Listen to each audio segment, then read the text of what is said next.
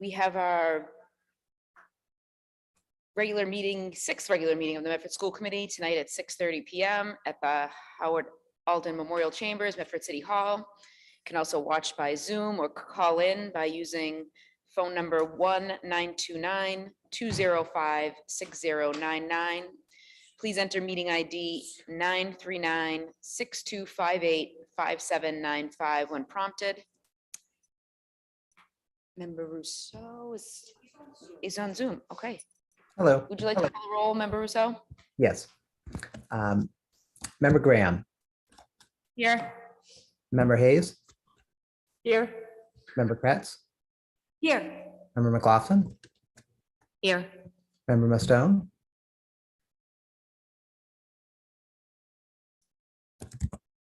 Member Mustone. Here. And Mayor Longo-Kern. Present, 7 present, 0 absent. Are there any student representatives on the call, Dr. Cushing? No, but we have a student from Northeastern, Julia. Well, welcome. Okay, if can all rise to salute the flag, please. I pledge allegiance to the flag of the United States of America and to the republic for which it stands, one nation, under God, indivisible, with liberty and justice for all. We have the consent agenda, approval of bills and payrolls, a regular school committee meeting minutes from March 7th, 2022, and committee of the whole meeting minutes from March 9th, 2022. Motion to approve. Second. Motion for approval by member McLaughlin, seconded by member Kretz. Roll call. Member Graham. Yes. Member Hayes. Yes. Member Kretz. Yes. Member McLaughlin. Yes. Member Mustone. Yes. Member Rousseau, yes. Mayor Longo-Kern. Yes, 7 in the affirmative, 0 in the negative. Consent agenda has been approved. Number 4, we have reports of subcommittees, which there are none today. Number 5, report of superintendent. First up is superintendent's updates and comments. Dr. Maurice Edouard Vincent. Thank you, Mayor. Good evening, school committee members. So good evening. This is your proud superintendent sharing some updates for the week, for the previous 2 weeks that we haven't met, the past 2 weeks. So we meet tonight, today, March 31st, and today is World Down Syndrome Awareness Day.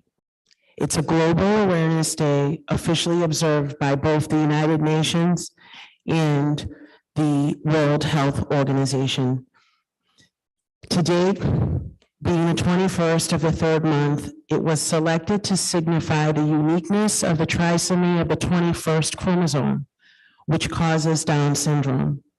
The theme this year, which is selected by the United Nations, is #InclusionMeans,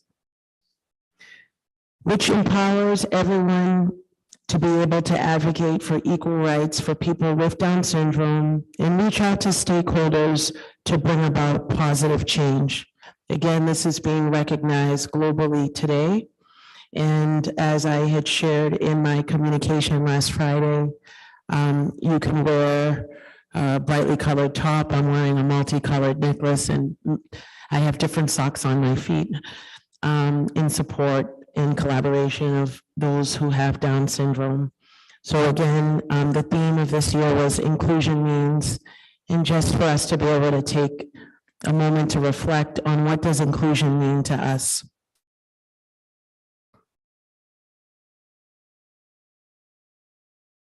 Thank you.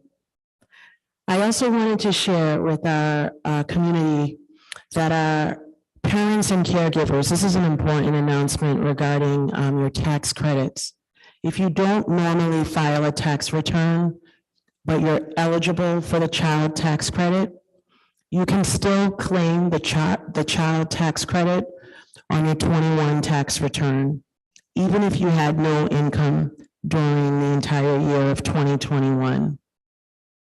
So there were advance payments that were made in 2021, but they were not the full amount of the credit. So the 2021 child tax credit is $3,600 for each qualifying child under the age of 6, and $3,000 for each child between the ages of 6 and 17. So for further information, you can go to the IRS website, which is irs.gov/child tax credit for more information. I want to celebrate today one of our students, Valentina Burke. She's a 5th grader at the Missatuck School, and she is the student who created the new logo. She was interviewed by the Medford Transcript. Her design was voted the favorite by students, teachers, and parents. Of about 50 who submitted, of 50 submissions to the art teacher as part of a competition to fashion a symbol for the school. The design evokes the endless flow of water. The color speaks of serenity. The words embody the ethos of the newly named Missatuck School: respectful, responsible, and safe. Students voted blind. The names of the artists were replaced by a letter so that no one knowingly voted for a friend's submission. Even parents had a say. Dr. K said Valentina was so surprised to hear her name. Valentina was assisted by her art teacher, Ms. Mazeka, and Mr. Platty. Congratulations, Valentina. Also, I'd like to recognize some students who have been outstanding winter athletes, and they are our GBL All-Stars for the winter season. For basketball cheerleading, Andrea Sorabori. For boys basketball, Anthony Teixeira Kugler and Owen Kelly. For girls basketball, Kate Jocelyn and Bella O'Brien. For gymnastics, Alexa Baroni and Alexandra Lombardo. For boys ice hockey, Aiden Doherty, Leo Montanito, and Robert Shumway. For girls ice hockey, Kina Swanson. For indoor track, Anna Casey, Maria Colombo, and Eastman D'Souza Vieira.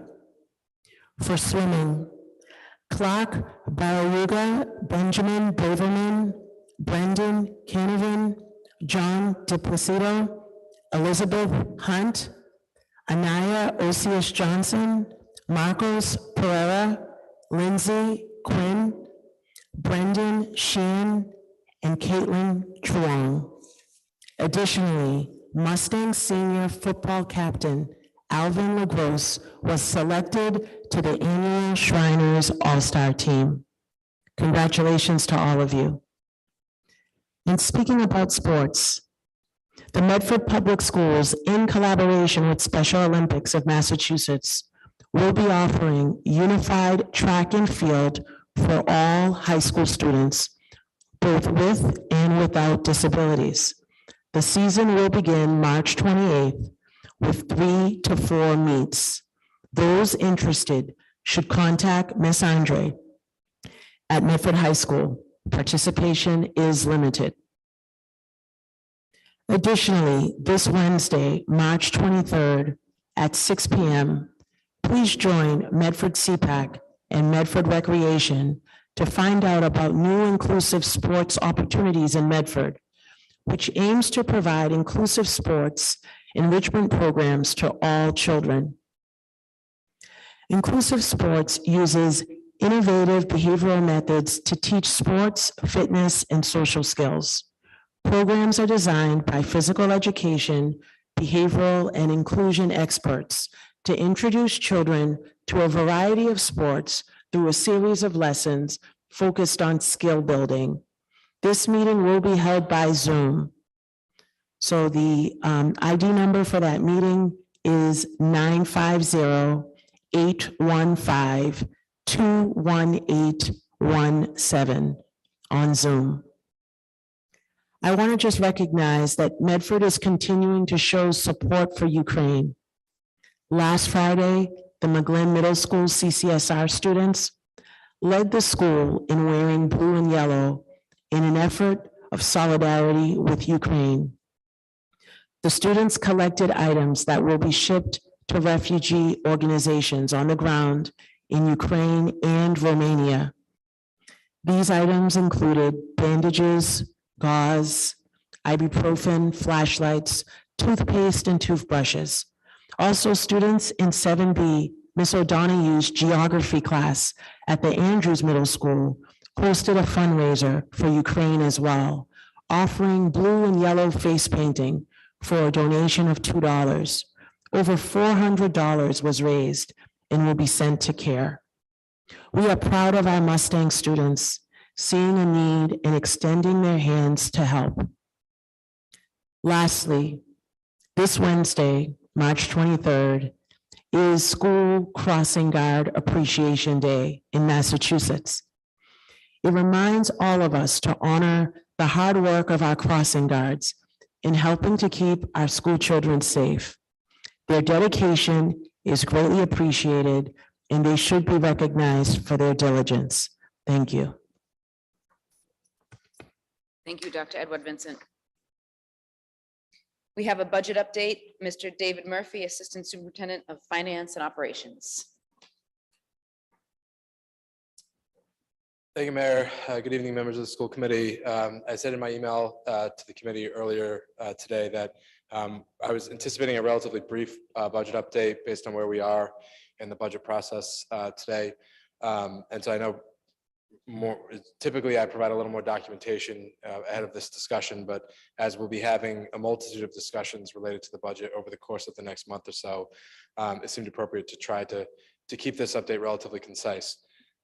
You have all now responded to the budget survey that was part of the budget process that we had discussed in January, as we tried to find a way in which we could develop a process that would both keep the community informed, but also keep the process moving at hopefully what will be a somewhat expeditious pace. And so I wanted to thank the committee for making those submissions. As we said at the time, those are obviously a public record and not a discussion themselves, but that will help inform the administration as we develop our recommendations to you, which will then lead to the request that the school committee will make to the municipal government, most likely in late April or early May. The sort of most significant shift in the structure of the public presentations, which again we discussed in January, is moving away from the sort of somewhat repetitive process of each administrator explaining, frankly not explaining each line item, because that's not something we've ever subjected the community to, and I wouldn't, given that it's a $67 and some odd $1 million budget, I wouldn't recommend that we do subject the community to that. But instead of teasing out department by department, what we've tried to do is structure a process that will have what I would describe as 4 cornerstones of the budget. And within those cornerstones, you will receive all of the information related to each department, each school. All of the content that would typically be presented will still be made available, but the focus of our public discussions will be consistent both with the goals and priorities of the strategic plan that you adopted last spring, as well as the priorities that you yourselves have identified and what we hear from a community perspective in terms of what the priorities are for the organization in order to advance those goals. And I think that's sort of the important nexus that we're trying to establish, is that we want to highlight the components of the budget that are in fact going to advance the organization's goals. So those 4 cornerstones, and what at this point we'd recommend the 4 public hearings would be focused on: first, how the budget advances our equity goals, and particularly with regard to supports for high need and most vulnerable students. The second piece would be on technology integration and utilization.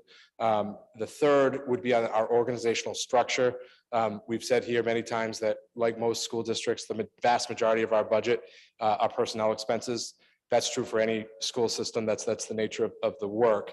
But for that reason, our organizational structure matters. And we know that in terms of the goal of making sure that the budget process allows the community to see inside the Medford Public Schools and see how we're organized, how we're spending taxpayer dollars, and how we're seeking to advance those goals.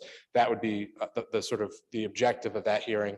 And then a fourth one, similar to what we did last year, where we would typically present the operating budget goals and then talk about specifically the goals that we had with respect to the COVID-related funding, specifically the ESSER funding, which is the funding earmarked specifically for school districts, coming from federal legislation allocated through the state. And unlike the ARPA funding, which is allocated at the city level, to support goals across the municipal government, including the schools. The ESSER funding is specific to the public school district, and so in our case, the public school district. And so that would be the fourth of those hearings. We would then present that information similar to how we have in all of the other budget presentations, and talk about how the investments connect to the advancement of those goals, take the feedback from the committee and the community, and then return to you toward the end of April, or as I said, early May, with a final recommendation with the superintendent's budget, which you then, as again, we've talked about this timeline many times in the past, but just for community members who might be watching and hearing about this for the first time, that leads to the school committee's request to the municipal government. It is a number that is based on the needs and priorities of the school department. We have a concurrent responsibility to develop contingency plans so that we're able to put a budget into operation that works for students and works for our individual school communities. And that next process would play out at the municipal level with the mayor and the city council, and then return to the school committee for a final vote of adoption, most likely in June. So that's sort of the timeline and the sequence. The timeline pursuant to your vote has been posted on our website for some time. There are a few TBDs in that timeline, and so I was hoping to solicit some of your feedback, and I'm happy to pose those questions to you now, but I just want to pause and see if there's anything I can answer with respect to this information so far. Member McLaughlin, then Member Kretz. Thank you. Thank you, Mr. Murphy. So for the, did you say there's a timeline posted on the website with some TBDs? So for the timeline posted, is that including the feedback session from community The members? feedback session is one of the TBDs that's in the budget tab in the website.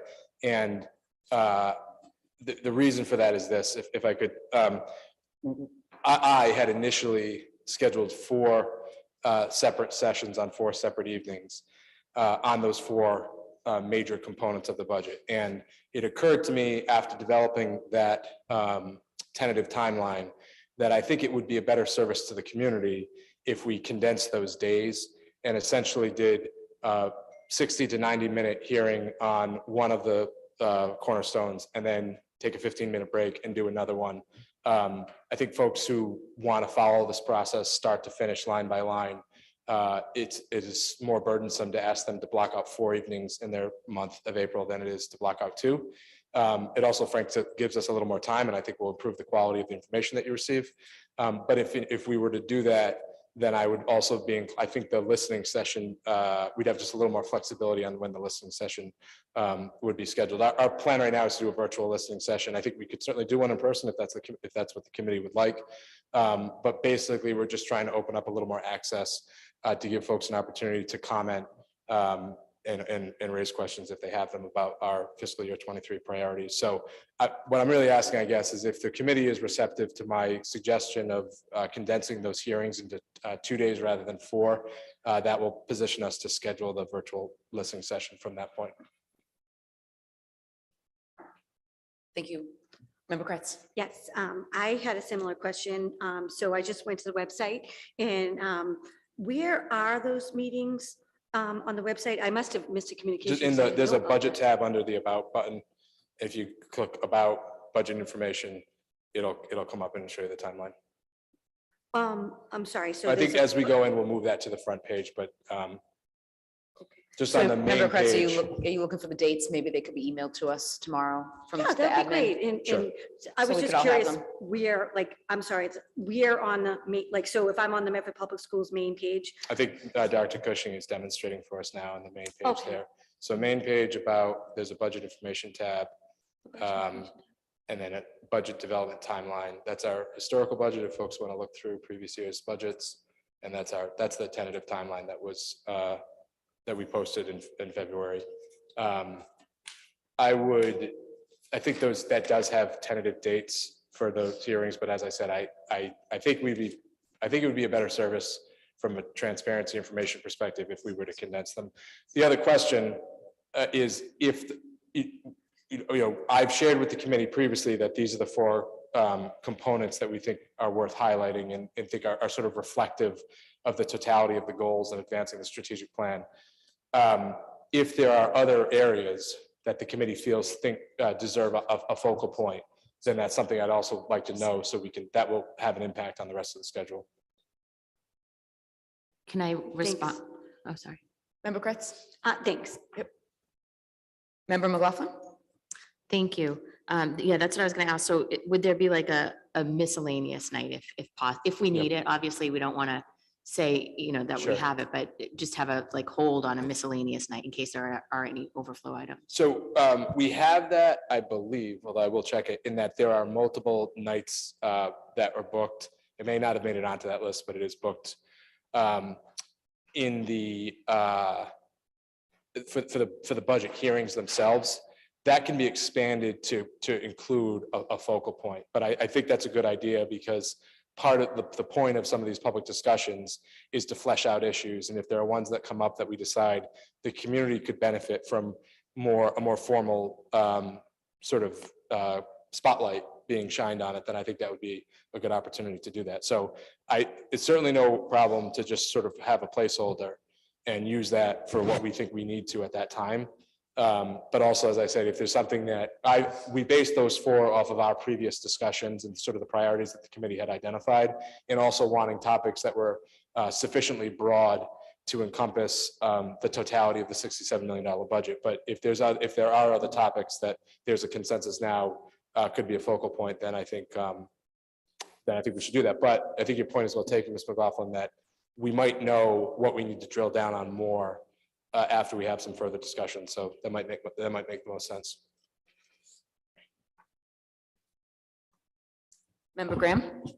I think to try to answer the two questions I think you Sure. posed. One is there's nothing that jumps out at me immediately personally that we would have to add to that list of four, but I agree we could find something along the way that we would want to dedicate time for. Sure.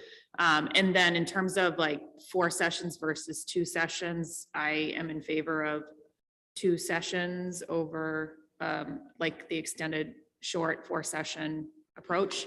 The April calendar is already starting to escalate. So I think I definitely, I hadn't seen those dates before, so I just need to look at them and I will let And the superintendent reason know that if is there's any that's issues. just a tentative timeline that Okay. we posted. We're going to issue it as we normally do, a doodle poll to make sure that we Okay, have a quorum of the perfect. committee, and then we'll move on from there. But I do think trying to organize around 2 nights makes sense for the Yes. people who are interested in following the budget from end to end. Like, I think coming up with like 4 nights Yeah. across 1 month with school vacation right in the middle of it would be hard. Yeah, no, it doesn't. As the more I looked at it, the more it seemed like a bad idea. But as it was my idea, I wanted to run it by a few more folks before confirming that. So I think that makes sense. Then I think there'll be 2 nights each. If the committee has strong feelings about how we pair the 2 and 2, I just be honest with you, I don't have strong feelings about it. Other than I will say, there's probably some value in if tech and the sort of COVID impact mitigation hearings were scheduled on the same evening, there'll be more of a focus on the sort of external funds that we have at our disposal, both because some of the tech pieces are capital expenditures and some are grant related and specifically ESSA and ARPA related. So that might have there's a little bit of a correlation there that might make sense. Just as an example, if we were, the bucket of equity and supporting most vulnerable students is a very broad bucket. Clearly, it is an organizing principle of essentially everything else that we're doing. So as we tease that out, it's entirely possible, I would even say likely, that there may be some facets of it, some of which you're going to hear about this evening, that we may want to drill down on more in terms of counseling and mental health support and things of that nature. So I think we have flexibility. I think I appreciate the committee's contributions to sort of developing this. And I think it's an opportunity to both position you to advocate zealously on the behalf of the school system, but also to really sort of provide a tremendous amount of information to the community as to what we plan to do with their money over the course of the next fiscal year. Great. Thank you, Mr. Murphy. Thank you.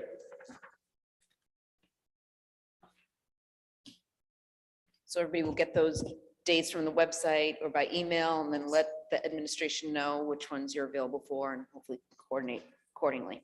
Okay, number 3, we have report on mental health supports. Ms. Stacy Schulman, Director of Counseling and Behavioral Health, and Ms. Joan Bowen, Director of Pupil Services. Good evening. I'm going to start off the presentation tonight, just going over our staffing throughout the district as well as their responsibilities. So if you take a look at the slide deck, we will go through each one of the positions in our behavioral supports and let you know what their responsibilities are. And then we'll also give you the breakdown of the buildings that they're located in. And then Ms. Shulman will go more in depth into what is provided throughout the district. So we have school adjustment counselors and school social workers. These providers are the main staff that provide counseling. They do both individual and group counseling. They perform our functional behavioral assessments. They also do consults to the general education team, to parents, and they're also part of our community liaisons. Our school psychologists also provide counseling, both individual and group, but they also complete our psychological evaluations for special education. And this is for any student who is having an initial evaluation or is being reevaluated. So those psychological evaluation, the WISC, that's performed by our school psychologists. And then we have our school counselors / guidance counselors. These staff members provide classes and lessons throughout the district. They also provide some counseling, both individual and group. They also look at academic, transition, and post-secondary planning for all of our students. They oversee the 504s throughout the building.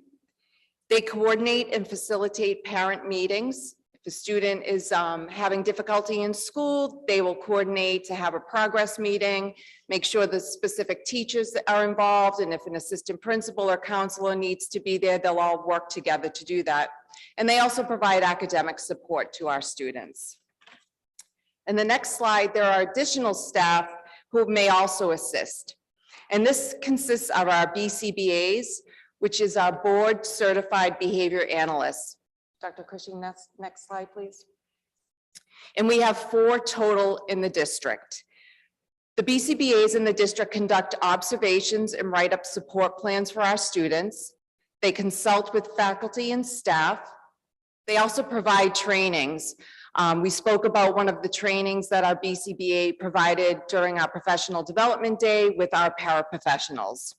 And they're also part of the team or members that can conduct FBAs as well.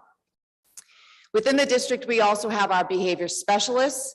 There are 5 district-wide, and they're also at the elementary level.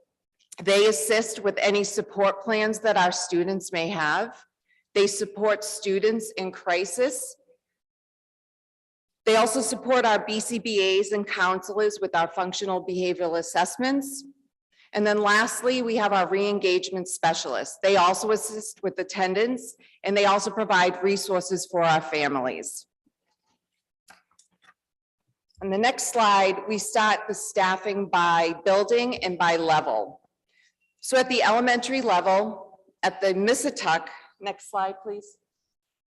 We have 1.6 school adjustment counselors, and we have 1 school psychologist. At the Roberts, we have 1.4 school adjustment counselor, and we have 0.5 school psychologists.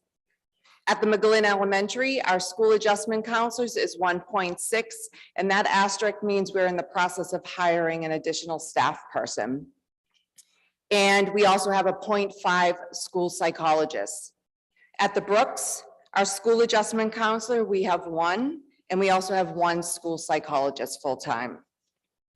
At the McGlynn Middle, we have a school counselor / guidance counselor. We have 2 staff members in that position. We have a 1.4 school adjustment counselor, and we have 1 school psychologist. Andrews Middle School, we have our school counselor, guidance counselor. There are 2. We have 2 school adjustment counselors and 1 school psychologist.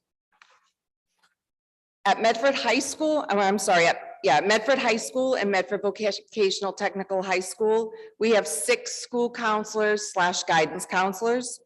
We have 4 school adjustment counselors and 2 school psychologists. At the Curtis Tufts, we have 2 school adjustment counselors. If you look in your packet, we have provided you a listing of the staffing and who is the 0.6, who's the 1.4, that sort of thing. What does an average day for a school counselor look like? I did an analysis of everyone's schedule, where they spend their time, and this is how it turned out. Now, what I will tell you is that there is no average day in school counseling. So I might say 60% in direct counseling services, but based on student needs, that fluctuates throughout the day. So typically they're spending 60% in direct counseling services for students, 15% in consults or staff meetings, and 25% of their work is paperwork, contact with service providers in the community, parent outreach, work with building administrators, or crisis response. Elementary services, supports focus heavy on groups. Lunch and social skills groups are based on need. Those needs and groupings typically are friendships, anxiety, communication. We also offer a bounce back trauma group. They also offer individual counseling, behavior specialist support, resources and parent support, and we added the Nexus class this year, which focuses on social emotional learning. An average caseload for an elementary counselor, there are 18 students who are on IEPs, 7 students on 504s, and they're typically connected to around 26 general education students. Middle school services, this is when you start to have school counselors, or what's typically seen as guidance counselors for every student. Every student is connected with a school counselor in secondary. Lunch and social skills groups are also based on need, similar groupings, friendships, anxiety, communication, and trauma. They also offer individual counseling, resources and parent support, and guidance advisory classes. In middle school, the average caseloads for school counselors are 236 general education students, because you have 2 school counselors for every middle school, 15 students on 504s. School social workers are typically seeing 27 students on IEPs, and school psychologists see 18 students on IEPs. This is an average. High school services, again, every student is connected to a school counselor. Group supports are available again by subject. We offer generalized support, anxiety, there's a grief group, and trauma support. Lots of individual counseling, resources, and parent support. In the high school is where we have the STEPS program. That's a hospital reentry program. We also have a community counselor based inside the high school, and we offer advisory classes. The average caseload in high school is 200 general education students for every school counselor. They're seeing about 12 students on 504s. School social workers are seeing 37 students on IEPs, 8 students on 504s, and about 10 gen ed students. School psychologists typically see 15 students on IEPs. When to see your counselor, either for academics, typically managing homework, stress with academics, ongoing schoolwork challenges, or organization schoolwork, or for social emotional needs, mental health that impacts school, friendships, or school event activities that you need assistance with. School counselors offer lots of referrals for increased supports. So counselors can help identify community or school supports for students such as mental health, food insecurity, and assistance with free reduced lunch, tutoring information, community engagement opportunities, and scholarships. This year, starting in February, we partnered with Care Solace to assist students, families, and staff with accessing mental health care. Care Solace works to make mental health care appointments for those we refer, taking the large burden off of making dozens of phone calls off the shoulders of school counselors and families. They can also assist with finding supports in creative ways. Since February 2022, that should say, in just 1 month, we have connected 45 students with services for mental health. School counselors, nurses, or administrators in the building can process referrals. Families can also search on their own for additional privacy. There were a couple of questions you asked for in the report that are not listed here in the presentation that I will address. One of the questions was the approximate number of non-IEP referrals that are on a wait list for school-based counseling. That is none. We do not have wait lists for school-based counselors. We meet the needs of students. The number of students at each level who are referred for contract and mental health services outside of MPS, that is also none. And the number of posted positions that remain unfilled, that is one. That is the McGlynn position where you see an asterisk of 0.6 and 0.4. We are currently working with a candidate. Mayor, may I ask a question? Member McLaughlin? Thank you. So just to elaborate on the wait list, there's no wait list for the care referrals, is that right? For Care Solace referrals? For the care program for the outside support, for counseling supports, do you know? Care Solace, yeah. Care Solace connects our students and families with care providers. Yeah. They typically try to get the shortest wait list as possible. Yeah. This was a reference to our in-school counseling. Oh, okay. So school counselors operate in a similar way that school nurses do. Mhm. So we're seeing students constantly triaging as they come in. If they have a preventive mental health problem, we're connecting them to a provider in the community to oversee their care. Okay. And I guess just following up on that for the provider in the community, I know that, there's a huge mental health deficit, obviously, for Yes. lots of folks, providers. And I'm wondering if a student is referred for outside mental health supports and services, but is not able to get them because of a wait list. In other words, so then what's the next step? What This do we is do? exactly why we partnered with Care Solace, because they haven't been able to meet that need. They have. And yes, and they might say you have a wait time in 6 weeks for care, and then we piece together and triage and support students in the meantime, but they have not come back to me and said, we cannot find care for somebody. I actually have a few questions. Member Hayes? Oh, sorry. I have a few questions. So the original intent of this resolution really was to try to tease out, especially given the pandemic, obviously, kind of what we have in the schools to meet the needs of kids who come up during the time, not kids who are already identified for, it may have it on their IEP, some kind of counseling service. Yeah. But really, what do we have beyond that for kids who come up at any point? Because certainly I'm sure that's already happened this year. And I think, based on what you read from the experts out there, it's going to be a continuing, in fact, possibly a snowballing effect as this keeps going on and as other things happen in the world. So I'm still trying to understand, I think, some of the, so the additional staff, when we look at some of the additional staff that you went over, sure. Unless I'm misunderstanding, a lot of that staff is more focused on kids who have services on their IEPs. Is that correct? Like a behavior specialist, are they just available for Yes. any? Yes. They are. Yes. Okay. Okay. All staff is available for whenever there's a need.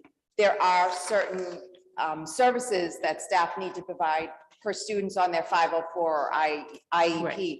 But these staff members are available to all of our students. So there may be a student that comes in crisis.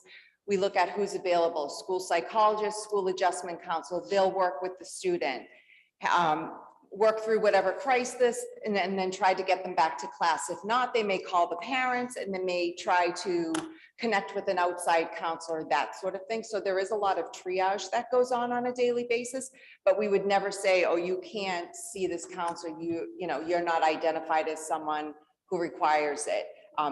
It's a continuous ebb and flow of students coming in, and if they require it, we make sure that they get to see someone, and then we try to connect them with outside agencies as well. So I understand, I guess, that they would be available. I guess the question I was trying to, again, one of the questions I was trying to tease out is how much of their time is available for that. When you look at someone like a school psychologist, they're generally pretty tied up with testing in most places. And the behavior specialists, I'm just not clear. I guess I was trying to get some really specific details, and maybe I know it's constantly changing. I do understand that.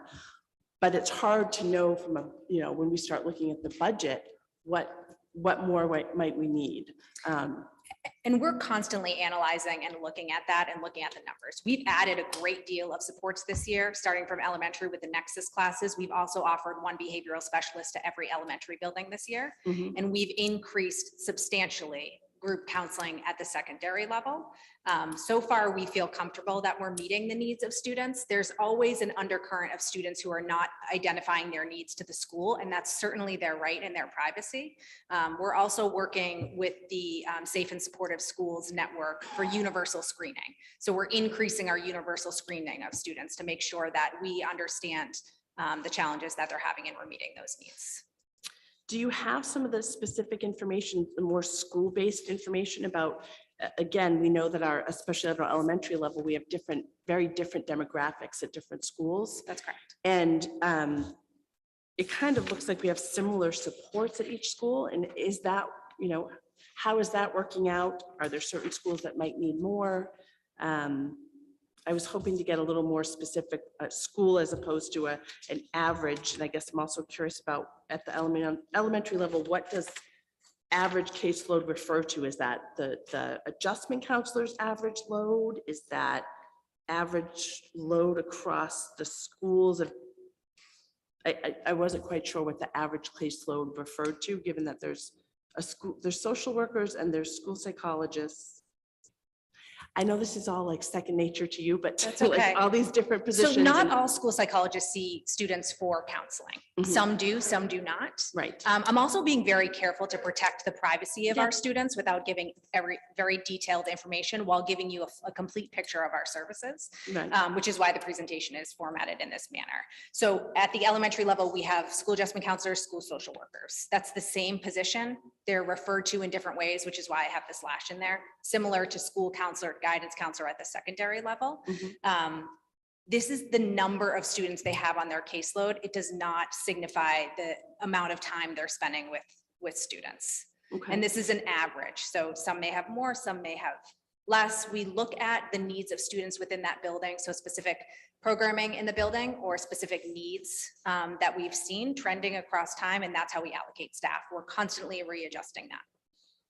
Do you have a sense, or can you give us a general idea of the behavior specialist? Because I saw in terms of new positions that were added at the Yes. elementary level, that I think that really was it this year, was the new, and not that that's not a lot, but I mean, the behavior specialists were it. There weren't new adjustment counselors or social workers, that it really was just the behavior specialists. And again, I don't mean just, but how are they really providing a lot of direct counseling? It wasn't clear to me. So behavior specialists do not offer counseling. They don't have the certification to provide that amount of support. What they're offering is students for in the moment support for guiding them back into the classroom or assisting them with making sure they can attend to their learning environment. So they might be assisting with behavior plans that a counselor or a BCBA has provided. They might be coaching a student to come in the building if they're feeling anxious.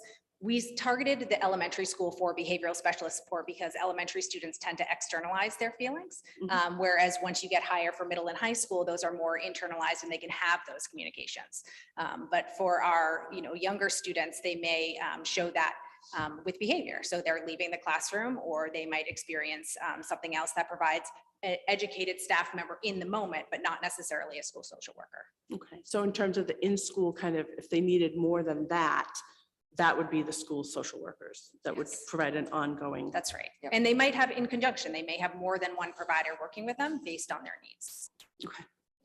And also the type of counseling or check-in they get varies from student to student. So we have students that just check in with their, not just, but they check in with their school adjustment counselors in the morning and then they start the day. We also have students that work with staff for 30 minutes. So it's not everyone gets an hour counseling. It's really based on individual student needs and what is going to work best for them so we can get them back into the classroom setting. And how are they referred for those services? Sorry if other people are going on and on, but how Through are a they? variety of ways. A parent may call and say, my child is coming home saying they're feeling anxious about their math exam.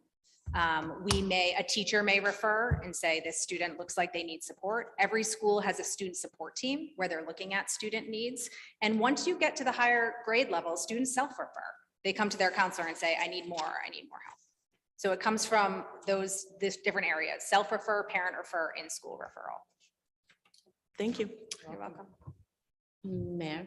Member McLaughlin, Member Graham has. I'll go. Member Graham. Thank you. When we talked earlier this year about some of the challenges that we were seeing at the high school, I asked you whether students knew how to access services, and you said it sort of seems like they don't. Correct. So what has changed about that, if anything? So we've offered an entire advisory lesson on who to see and how to see counselors. We're constantly also sending out emails as far as supports in school and recruiting students for groups. And that continues. I think we've seen a little bit of progress in that area, but we're always working towards more. And after that presentation, I actually got some feedback from members of the community about whether group support is really the right kind of support for our teenagers, given that they're teenagers. And it's not the first thing that middle schoolers and high schoolers really want to do is sort of expose what's challenging them in a group setting. So what, like when we think about how we're supporting students, do we have mechanisms in place beyond inviting them to come to groups that may make them feel uncomfortable enough not to engage? Every student is connected with their school counselor. So they're welcome to go make an appointment, email them, say, can I come and check in with you on an individual basis? And they also might be appropriate for out of school supports as well. So we look at every student with individual need. And I think the other question that we had as we were thinking about wanting this information is there enough to meet the need? And all I continue to hear from anybody who works in a school right now is that this is worse than any other year of the pandemic.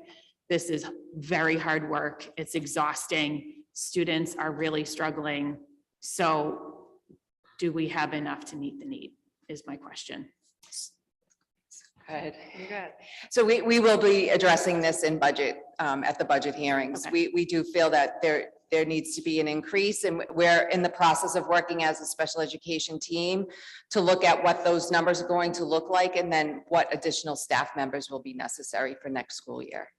So it's definitely a high priority for us. Okay, thank you.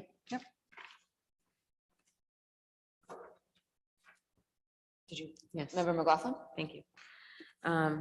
Thank you for the report and all the hard work that I know our behavioral health team does. It has been really trying for everybody, families and caregivers and staff and everyone. So thank you for the hard work.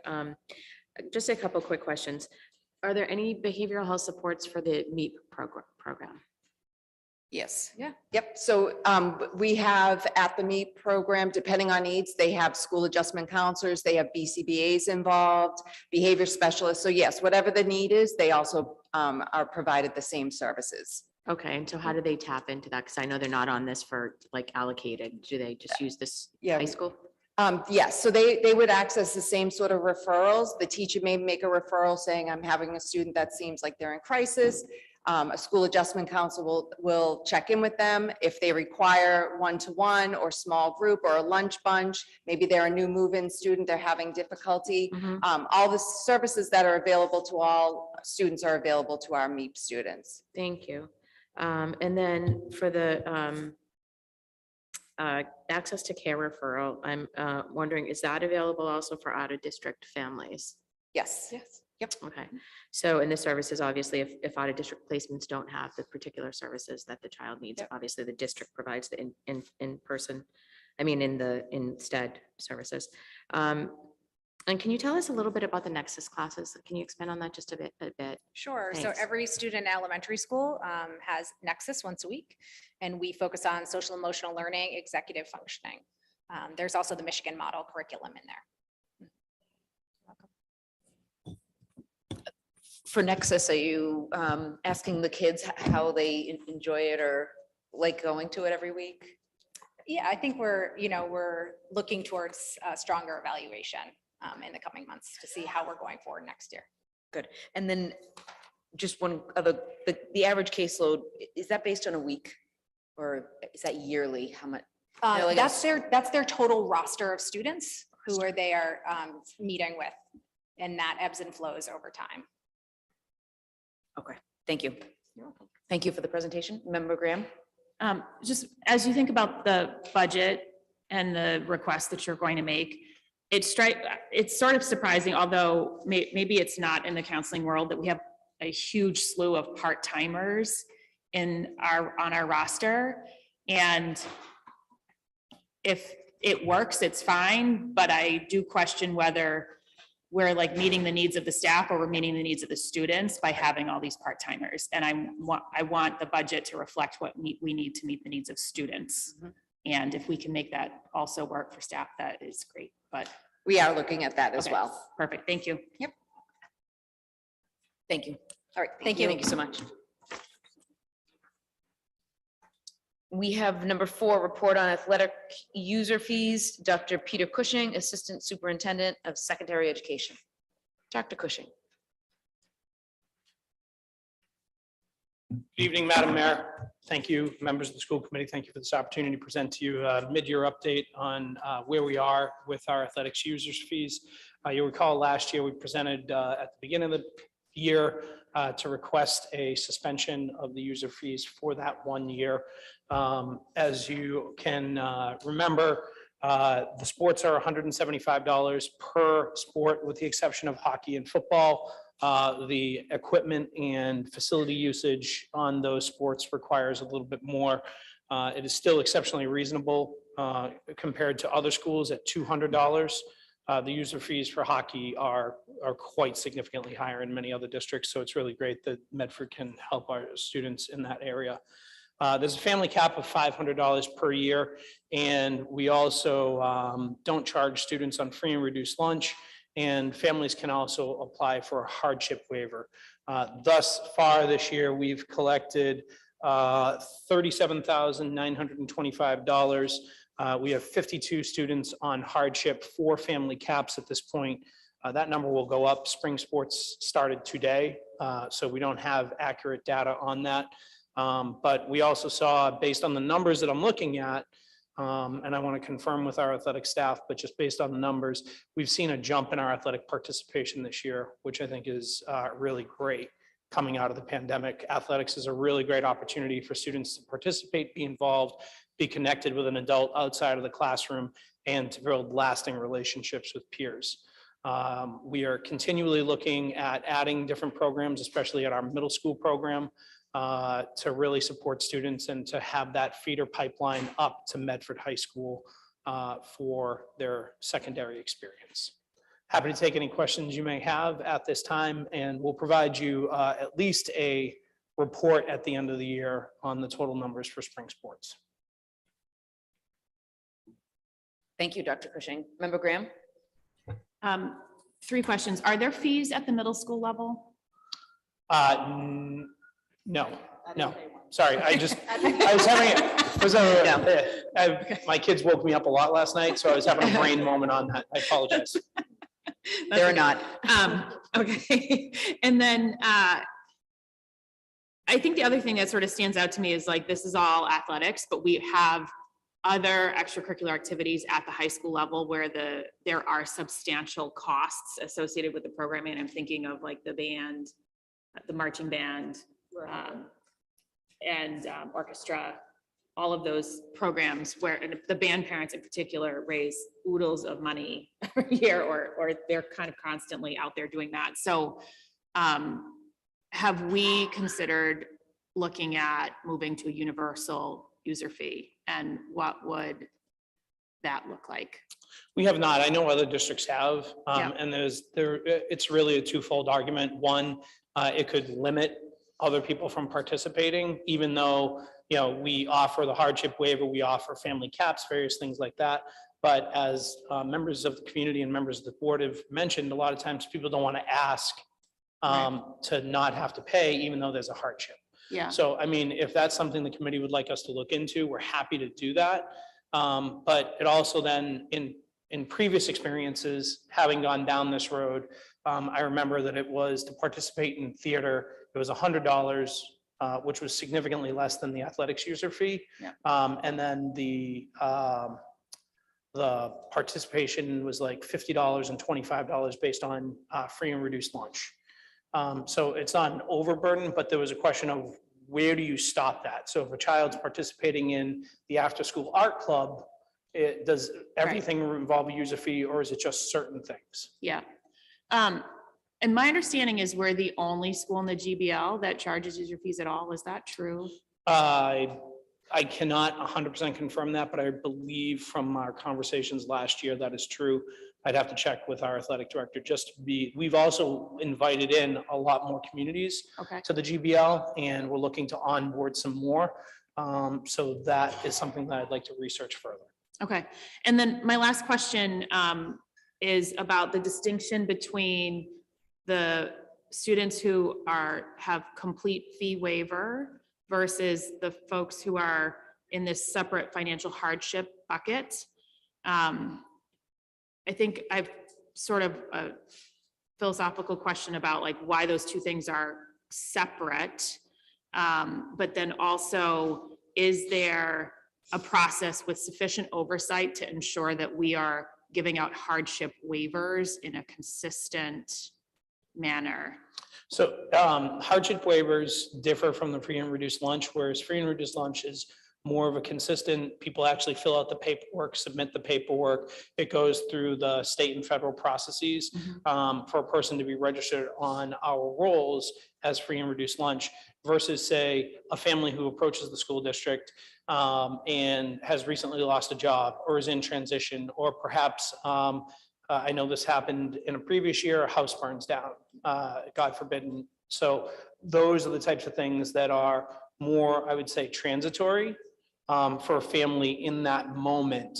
And I can definitely work with, there is an oversight process, and I would say that it's very open and forgiving for families, that if a family comes to us with a hardship, we generally speaking take them on their word and work with the family to make sure that not only is a fee waived, but if there's athletic equipment that's needed, whatever is needed, our athletic staff really does a good job helping to support the family and the student. Yeah, and I think as we think about this financial hardship category, like this also came up as we talked about the before and after school program in terms of establishing a mechanism internally to deal with folks who have like interim hardship that we can help address. I would just want to make sure that there's some consistency about like how this is evaluated across all the various places where we're issuing hardship waivers across the district, so that we don't find ourselves in a situation where the athletic staff is applying some amount of judgment that's completely like a different set of variables than would be applied elsewhere. Right. Based on the guidance that we issued to principals and assistant principals previously, that's the guidance that people are following. It's just, we're also not looking to put an undue burden on families who are going through the hardship. Exactly. Okay, thank you. Thank you, Dr. Cushing. Thank you. Have a great night. Mayor? Oh, I'm sorry, Member Rousseau. Thank you. Thank you for the presentation. I had a couple of questions. I was happy to see that the funds in the revolving account are used to offset transportation, uniform costs, game officials, et cetera. Do we offset transportation and other costs for any other, for band, for field trips? I think PTOs are still paying for that stuff. Do we offset for any other group of students that you're aware of? I honestly would have to do more research on that to really be able to give a full and complete answer, and I am happy to do that. So, Okay. but at this time, I really can't give you an accurate answer on that. There is a bus line item budget for the marching band. I know that. Thank you. I just, when we talk about, the fact that we charge a user fee, which obviously I'm in favor of getting rid of user fees. I also think we have to look at the things that we not only don't have a user fee for, but we don't even do any coverage at all on right now. The PTO is still raising money to send kids on official school field trips.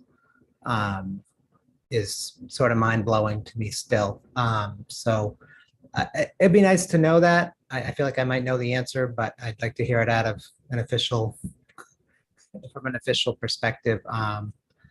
But thank you for the report. I guess, I remember Graham brought up universal user fees.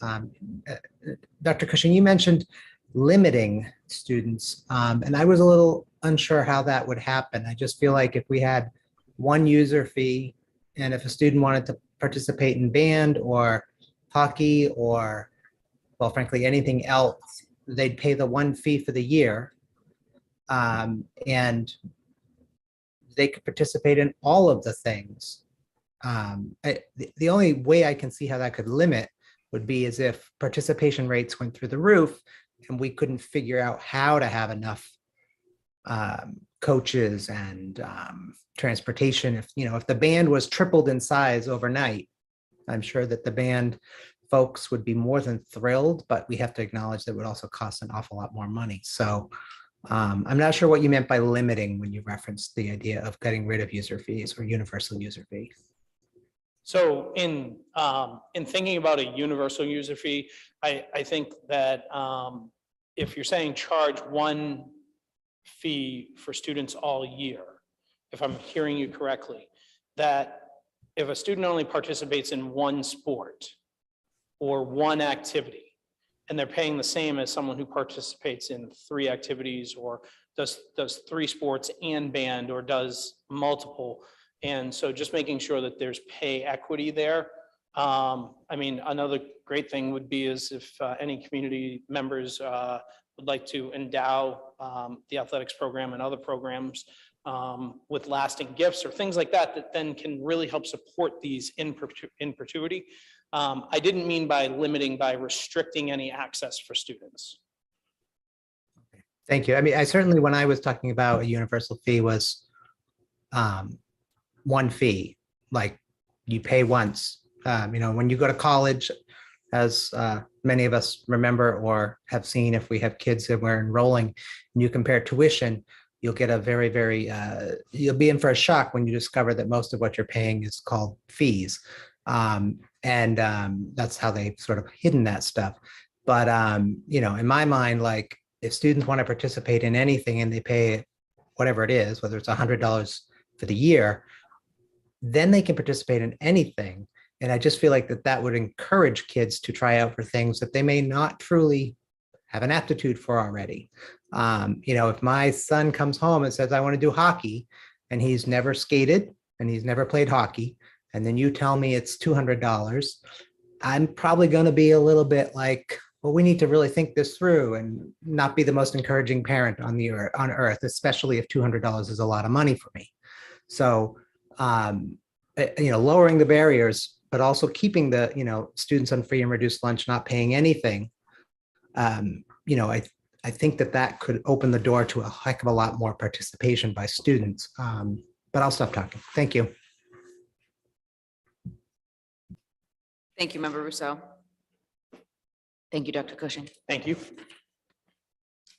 Number 5, we have update on MSBA application process. Mr. David Murphy, Assistant Superintendent of Finance and Operations. Mr. Murphy. Thank you, Mayor.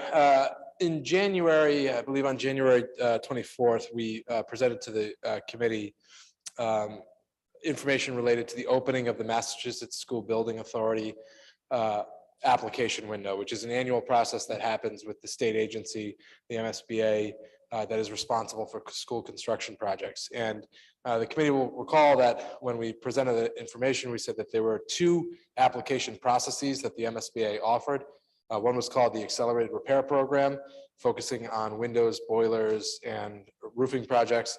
And one is the Core Program that takes on more extensive construction and rehabilitation projects. So the committee that evening voted to direct the administration to research these options and to come back to you with an update this evening related to which, if either of the applications, we would be pursuing. So, excuse me, since that time, we've consulted with a variety of entities, vendors, and other districts that have pursued MSBA projects to seek their counsel as to put forth the most strategically prudent application One of the pieces that was stressed to us throughout that process was that the MSBA has a stated, explicitly stated preference for applications to be conducted in the district's own voice. And so while conferring with and utilizing and capitalizing on the professional expertise that is available was something that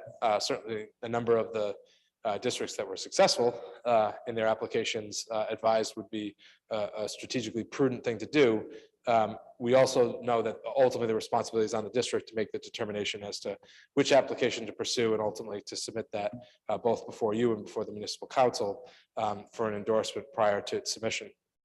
The update this evening is a short one in that based on the timelines that are incorporated into the accelerated repair program and the current useful lifespan of many of the pieces of infrastructure that are included in the accelerated repair program, it is more advantageous for us to consider the core program, which has a deadline of April 28th. It may be April 29th, but I think it's April 28th for a submission. And so I'm updating you to let you know that sometime in the course of the next month, we'll come before you with a draft statement of interest and ask for you to endorse it. This is a statement of interest explaining the infrastructure challenges that we have at our flagship school, Medford High School. This is not an announcement tonight that we are building a new high school. I want to be very clear about that. This is just updating you to let you know that we are going to explore the prospect of submitting a statement of interest, which is a very, very preliminary step of keeping our options as a community open down the road. Regardless of what happens with this application or frankly, potentially subsequent applications, this is a process that is years long, but one that we have a responsibility based on the age of the building and the age of the infrastructure in the building to pursue. And so we'll be doing that over the next several weeks and then returning to you with an update on the statement of interest for Medford High School with regard to the core program in the MSBA. So with that, I'm happy to take any questions that you might have. It's exciting, but our excitement is tempered because we want to make very clear that the scope of this project is not yet determined and it's a years-long process and that we have a tremendous amount of due diligence to do to make sure that we're exploring every potential option in the most cost-effective means possible for the community. But I agree, Ms. Smithstone, that it is exciting and something that we have a responsibility both to our current students and future students of Medford High School to explore. And I just want to thank you, Mr. Murphy, for, I know you've worked with a number of different companies to try to get them in to evaluate the high school to make this closer to a reality. So we appreciate all your hard work along with superintendent schools. We'll all be working on this. We'll be asking the school, city council for support, and we have a number of community members that are excited and helping however they can. So, right. Yep, gonna make it happen, hopefully. So we understand, I said this in my email to you earlier, this is a big, it's an important first step, but also one that it's one of many, many steps to go before we sort of really have a sense as to what our options are as a community. And we don't want to prejudge any of those. We want to look at this as objectively as possible so that ultimately when it comes time to make a recommendation to the community, if that moment comes, we can stand behind that recommendation knowing that we've really looked at every single angle and we're putting forth what is both the best possible option from an educational perspective and also the most fiscally responsible option within that context. Wonderful. Thank you. Thank you. First step of many. Thank you.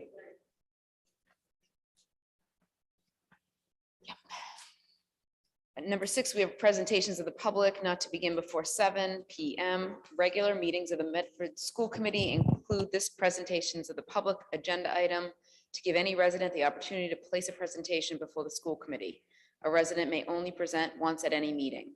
These presentations are an opportunity for the public to make a presentation to the committee, but are not an opportunity for dialogue with the committee.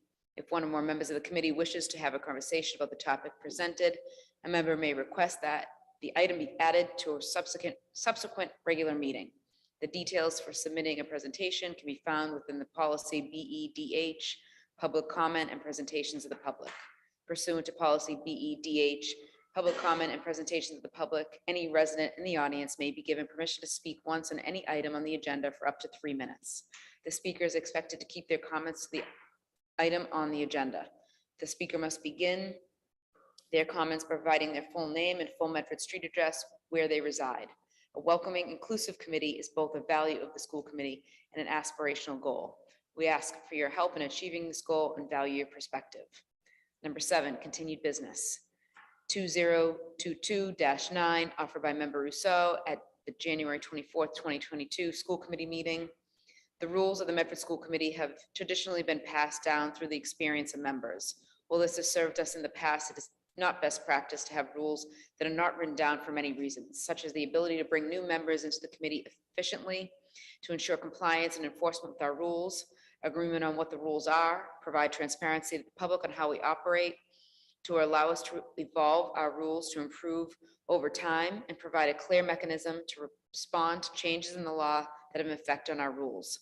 This has been a multi-year effort to discover best practices from other communities throughout Massachusetts, document the rules we have been operating under even when not written down, and bring these together to create a set of rules for the Medford School Committee. With this rules document, we will have a place to begin. These rules should not be thought of as immutable, but rather offer us a common ground to improve the functioning of the Medford School Committee. Referred favorably after 4 hours from March 9th, 2022, Committee of the Whole. The rules of the school committee are recommended for adoption. Mayor? Motion to approve. Can I have a question? Was that by member Graham? Motion to approve. Motion to approve. Mayor? Yes, we have member Hayes, then member Rousseau, then member McLaughlin. I had a motion to replace the text for rule number 88. I don't know how to go about this. Okay. This was a joint effort with member McLaughlin and member Rousseau on rule number 88 about creating a tracking system. And I do have copies of the proposed new text. Probably amendment to this motion. Amendment. So the copy in our packet is not correct. This is, well, I have a proposal for a new text to replace the text that's already in the current rules that were. Did you provide us all a copy, or do you want to read Okay. it? I can read it and I can provide a copy for everyone. All right, let's pass them around and then we'll have Okay. you read it. So the proposed new rule number 88, the original rule really focused on items that were sent to subcommittee. So this broadens that a little bit to any, or a lot to any action item that we propose. It says the superintendent will maintain a tracking system to be made available to the public on the school committee page of the MPS website, and containing the following information. A, item number. B, date of meeting. C, date completed. D, when applicable, the respondent, superintendent or subcommittee. E, text of item. F, when applicable, date, if specified, response to be returned to the school committee. G, type of response requested, for example, a verbal update, written report, or presentation. H, when applicable, subcommittee name. I, when applicable, meeting date or dates of subcommittee where the item has been on the agenda. J, one or more status information containing the following information. 1, date of status entry. 2, status indicator. Underneath that is 1, pending action. 2, in progress, or 3, completed. Motion to approve? Second.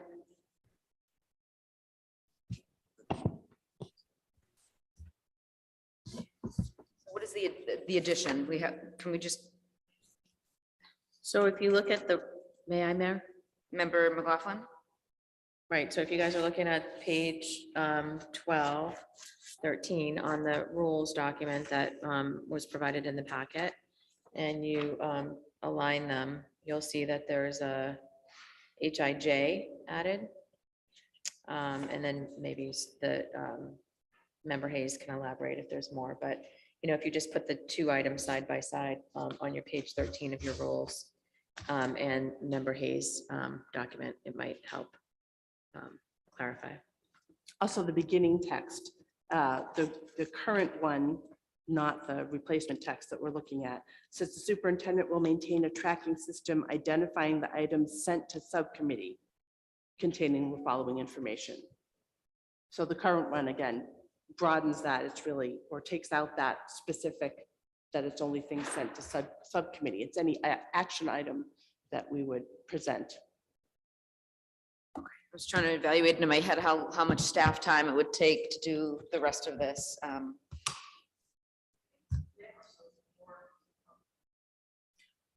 I guess my wondering is where you're saying an action item and this, the original.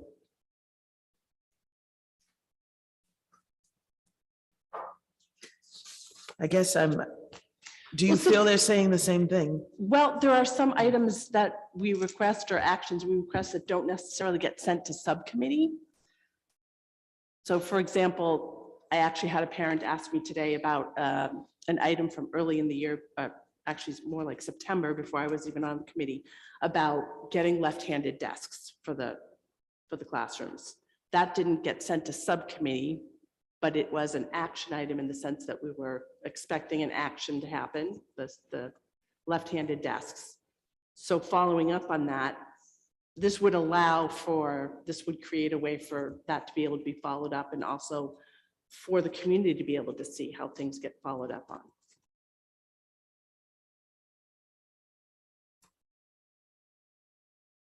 Does that clarify? Yes, it's clarifying, but I'm just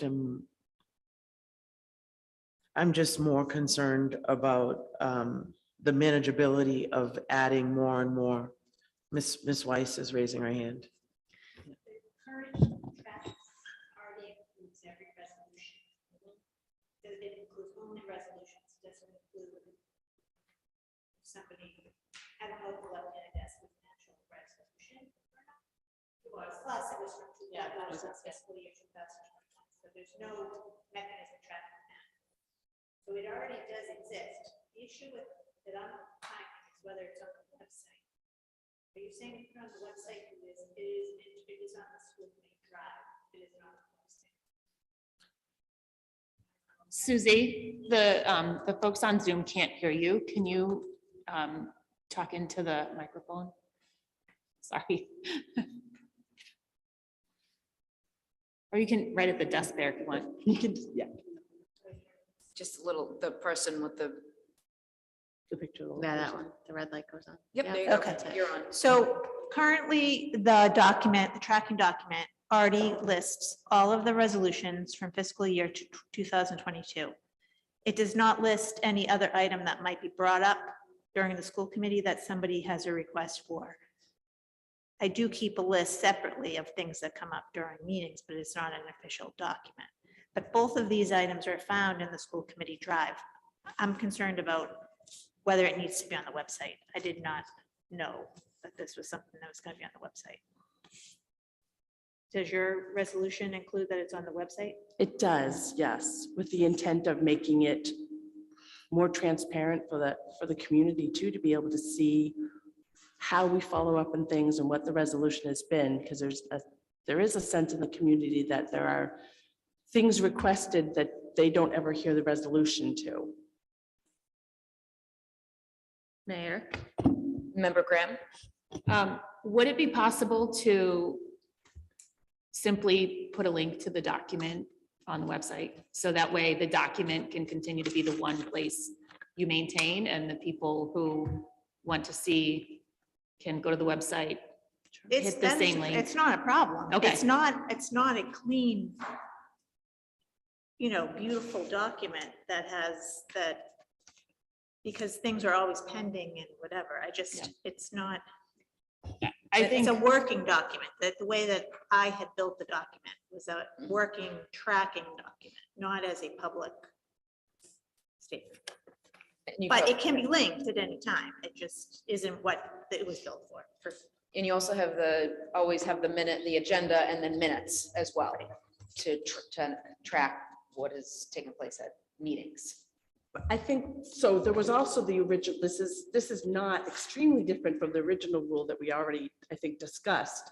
I think part of the question is having a tracker that's more user-friendly for people to be able to see, what we've asked for, how it gets, again, I feel like I'm being redundant, but I think it's an accountability measure too. I think that's the one you're talking about is probably, like you said, it's not necessarily what this is referring to in the sense that yours is more of a, was more meant to be more of an internal tracking. And we're trying to look for a way, I believe, to make things clearer for everyone and to hold us all accountable, not just the administration, but I think, we share, the school committee members share some responsibility in this and making sure that we're clear when we're asking for something to be done, a resolution for a new process, whatever it is, that we're clear about what response we're expecting,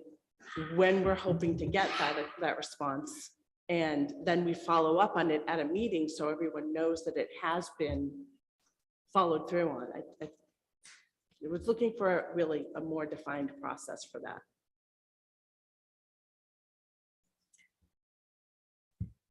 Mayor. More. Mhm. I just feel like it is an additional layer. We've changed the agenda. We now list the meeting date requested, the date that a document was submitted. We do have an internal form. I am concerned if Ms. Weiss feels that it's something that she can handle. But I just feel it's another added layer of keeping all the documents, keeping them, the school committee records, everything. We have to keep it recorded and documented. We have the minutes. The minutes would say if something is being done. So again, there is an internal document which she talked about. It's not a clean document that was, it's shared on your drive, but not with the public. So it will have to be revamped in order to go on the website. And I just feel like the amount of, when you keep saying accountability, we have put so many systems and structures in place, additional systems and structures in place that did not exist before, that it's going to get to the point that you spend so much time focusing on systems and structures that you can't get the actual work done. And so I was trying to go back and forth to see what the difference was between what was originally proposed in 88 and this revised version. And, there's a fine line between what's realistic and what ends up becoming burdensome, because there's so many layers, so much paperwork, that it's going to slow down the productivity of what we want to be able to do. And I'm just saying that to be, fully transparent and honest. We're not trying to hide anything. We do have left-handed desks.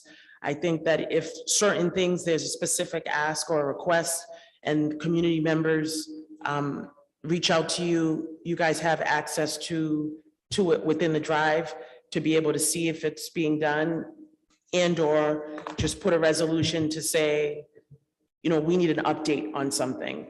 So I'm nervous that we keep putting in so many systems and structures that it's going to be overwhelming. And the quality of the work that really should be done is going to be diminished because we are trying to item number, date of meeting, date completed, when applicable, who's the respondent, text of item, the date, response to be returned, type of response requested, verbal update, written report, presentation. It's a lot. I just want to be honest and say that it's a lot. Member Ms. Stone. I understand it's a lot when you just read it out loud, but I also know that since I've been on for 6 years, we have been asking to have a system like the city council, so we know. Just thinking right now, we talked about the McGlynn roof, that kindergarten classroom. I'm imagining it got fixed because we haven't heard from parents or teachers, but we never got an official response back from that. We had students hear about the bathrooms at the high school. We hear that they're getting built. We haven't had an update. There's nowhere to look for me to say to parents when they reach out to me, oh, yep, the bathrooms are coming in May of 2022. We had the girls' locker room, the parents emailed regularly. Unfortunately, the students at the high school are still telling me that the locker room has not had a great facelift, that it's still looking similar to that it looked in September. So I understand when you read it out loud, but I feel like those are quick entries of a date, the person who said it, the meeting time for the subcommittee. But it is frustrating as a school committee member that parents email us repeatedly and we don't have answers for them. And I think it's just almost getting into the habit. Everything is hard at the beginning, and then we kind of get into a flow with school committee. We'll say the things more clearly so the minutes can be more clear for our minute takers.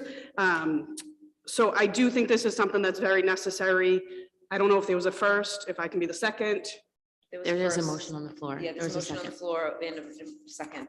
And I think, Member Rousseau, did you want to speak on this as well?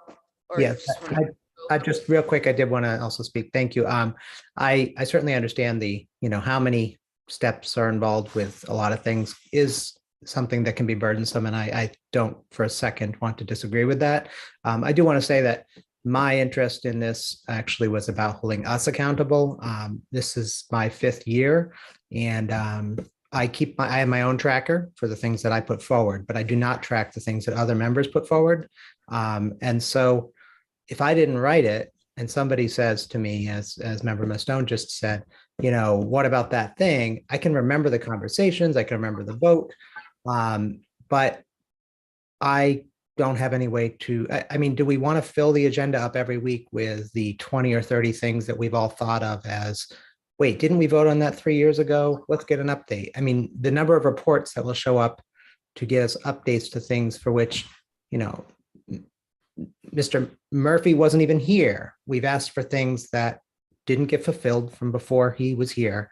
And we don't know. We don't have a clean list of outstanding things, and the council does.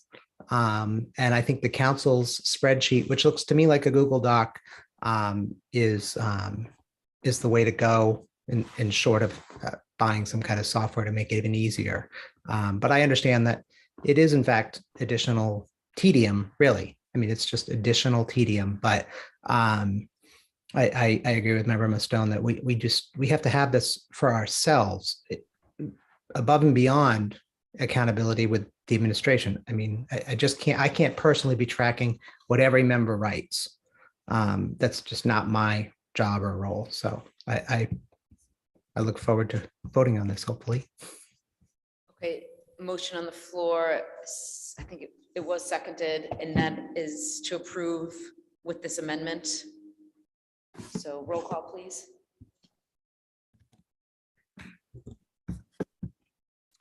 Member Graham, Yes. Member Hayes, Yes.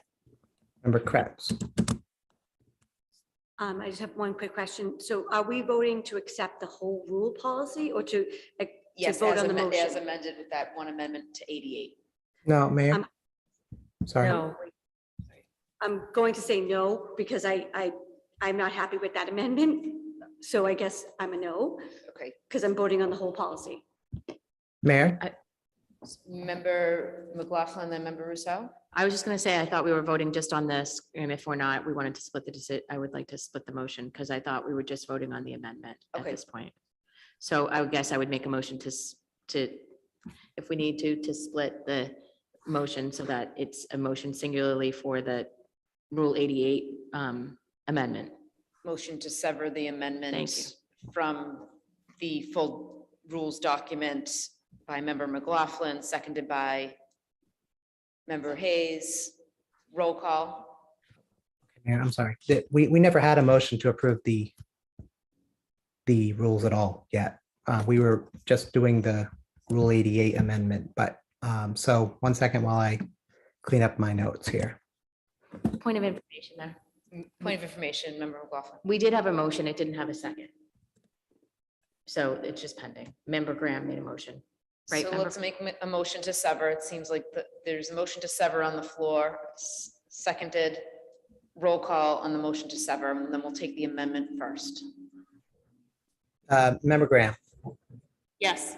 Member Hayes, Yes. Member Kratz, Yes. Member McLaughlin, Yes. Member Rousseau, yes. Mayor Longo Kern. Yes, 7 in the affirmative, 0 in the negative. The motion, the papers are severed. First up is the amendment offered by Member Hayes. There's a motion for approval by Member Hayes, seconded by. Second.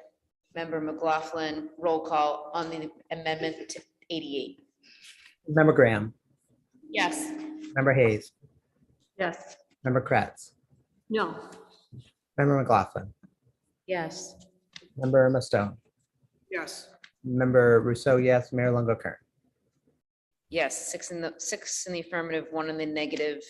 The amendment has been approved. Next Mayor? up, we have motion to approve. Member Rousseau. I have a few amendments. If I could offer them all together, they are all corrections after having gone through it. And none of them are changes to rules other than the fact that they're changes to language. So if it's okay, may I just read these and see if we can accept them as a group? Yes, Member Rousseau. Thank you. So rule number 9 in your packet says that the meeting will be at 6:30. We had agreed in other rules that it will be 6 o'clock. So that is to change rule number 9 to say 6 o'clock. The current language of rule number 20 says that the chair will schedule one annual meeting with the city council, but it doesn't say the school committee isn't part of that language. So the language that I have written down as to replace that is the chair will schedule one annual joint meeting of the school committee and the city council, which is clearly what we intended when we were speaking. Rule 47 presently has a reference to the word to Rule 74, but it should say Rule 75. And Rule 75 has a reference to Rule 47, but it should say 46. And Rule 87 has, again, another number that's just the wrong number because we had removed and added some rules. So it will say Rule 86 will be applied to new members upon a vacancy of the school committee. So those are the items. I don't know if there's a motion to approve those. Motion to approve. Second. Motion.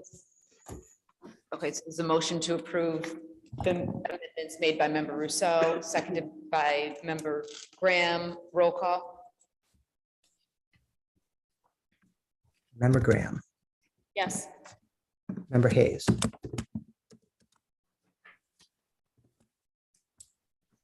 Member Hayes, I apologize. Yes. Member Kratz, Yes. Member Mustone, Member McLaughlin, excuse me. Yes. Member Mustone? Member so yes, Mayor Longo Kern. Yes, 7 in the affirmative, 0 in the negative. The amendments have been approved. Now on the final document in its entirety. Is there a motion on the floor? Motion to approve. For approval by Member Graham, seconded Second. by Member McLaughlin. Roll call, please.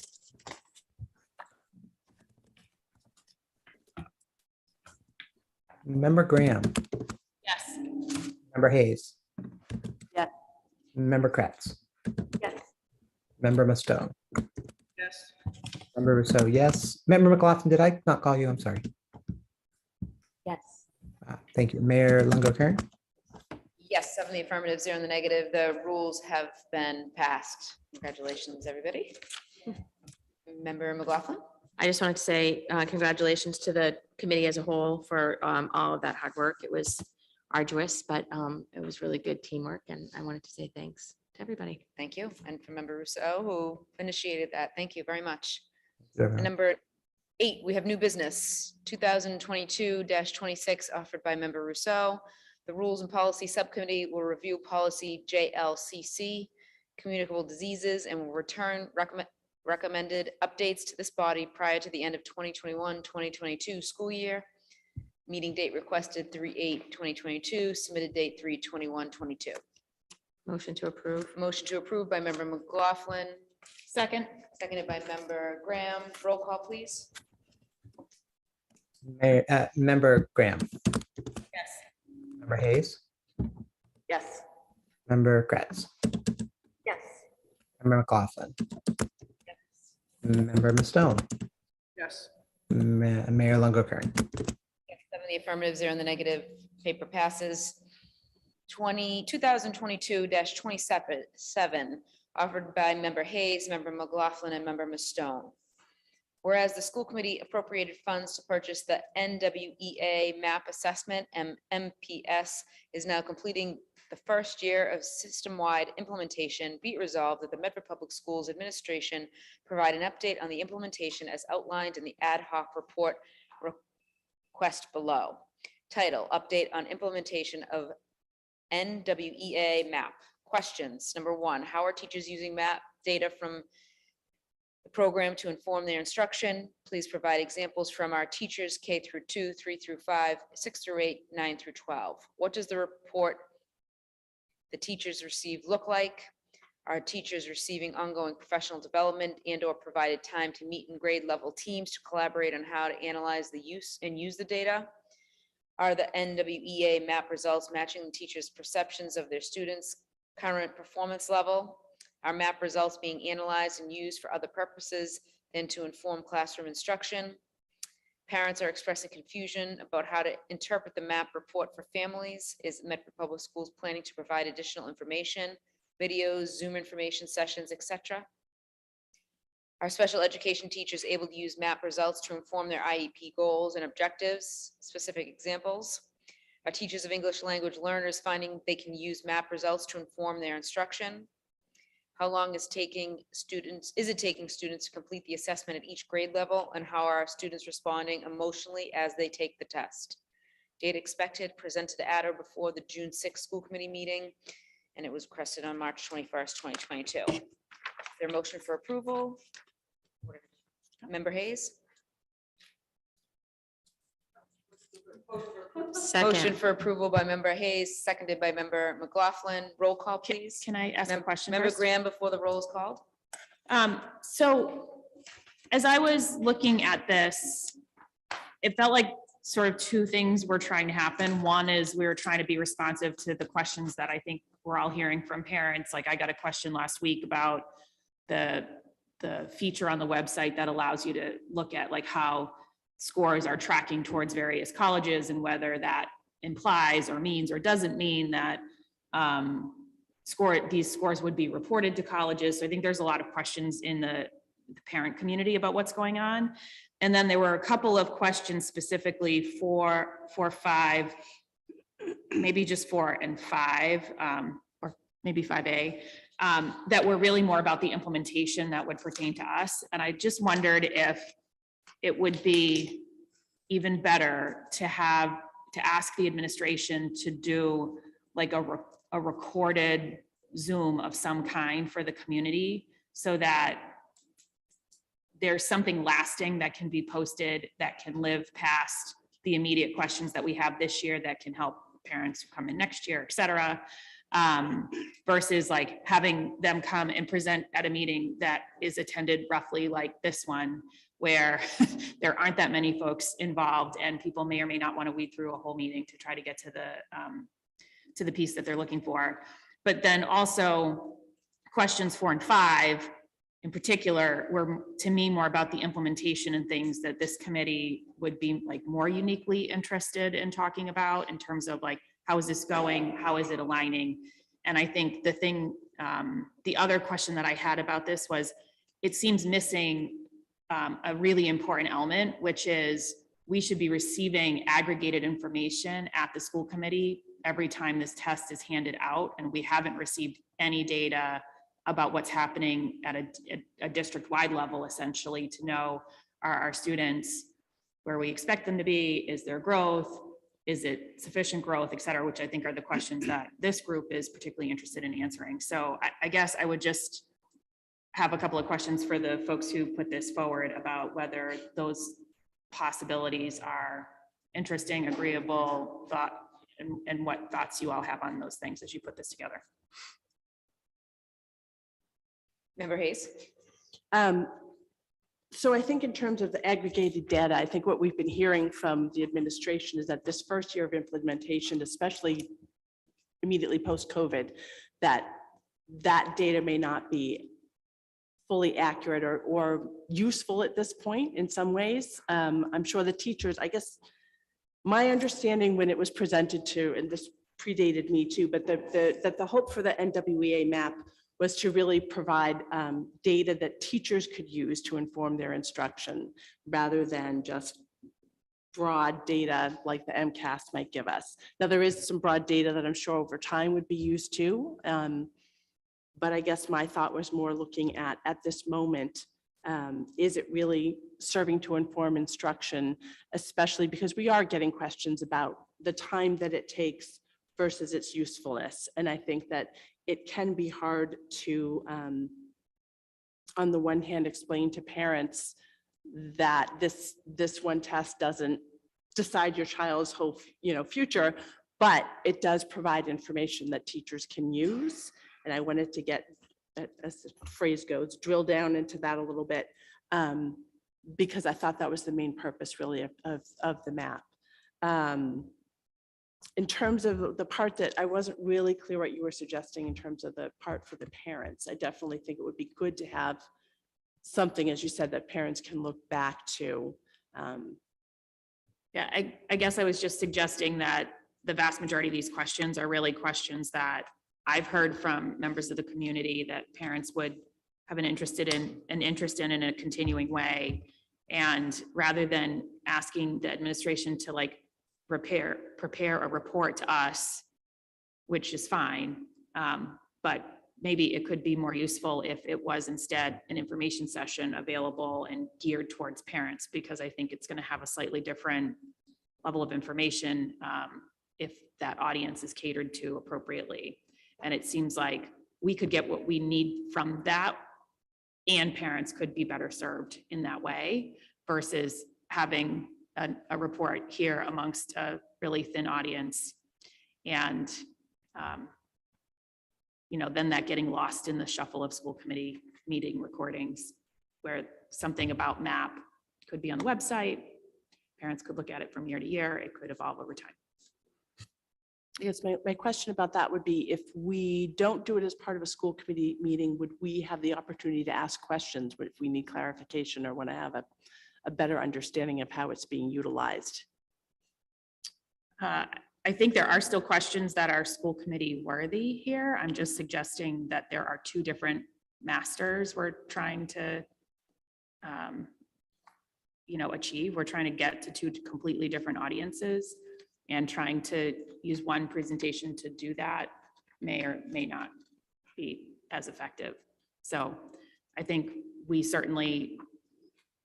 would certainly be interested in a presentation that talks about like, how is this matching teacher perception in number 4? And like, are the MAP results being analyzed and used for purposes other than to inform classroom instruction? And if so, what are they? And then, again, the school committee reporting, I'm fine with taking data, knowing that it's the first year and that it's a pandemic and it's all those things, but I still want to see the data of how our schools are performing, which I think is perfectly appropriate for this meeting. It just feels like there's two different things happening in here, and maybe there are two different ways to deliver that information so that they get to the audiences that they need.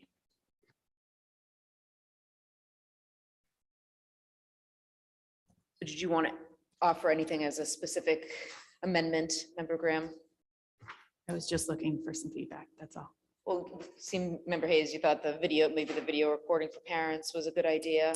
I think that's a fine idea. I don't know that there's any questions in here that I don't think that would also be appropriate for us to have the opportunity to hear as part of a school committee meeting, though I'm not quite sure which questions Member Graham is referring to. That would be part of the video as opposed to the school committee meeting? I feel like 1, 2, 3, 5B, 6, 7, and 8 are all questions that, in my mind, would be of interest to families, where that information could be delivered to families versus the stuff about truly the implementation that's time limited, it's time sensitive, really does belong here. Maybe we could have a presentation on this, and whatever we have in writing, the superintendent can add to a Friday update. Even if it's just a link to our website with the report. I'm not sure. I'm confused. Are we still going? It's to- fine, it's fine. I'm fine. Just vote. Okay, motion for approval by member Hayes, seconded by Second. member McLaughlin. Roll call, please. Member Graham, Yes. member Hayes, Yes. member Kratz, Yes. member McLaughlin, Yes. member Mustone, Yes. member Rousseau, yes, Mayor Longo Kern. Yes, 7 in the affirmative, 0 in the negative. We have no reports requested. We have 4 condolences. The Medford School Committee expresses its sincere condolences to the family of Mary A. Smallwood, who was a 3rd grade teacher for the Medford Public Schools. The Medford School Committee expresses sincere condolences to the family of Mary N. Murphy, an elementary teacher at the former Gleason School. The Medford School Committee expresses its sincere condolences to the family of John J. Albanese, cousin of Lisa Evangelista, Public Information Officer for the Medford Public Schools. And the Medford School Committee expresses its sincere condolences to the family of George Lawrence Bordeaux Jr., son of the late Medford High School social studies teacher, George Bordeaux Sr. We all may rise for a moment of silence.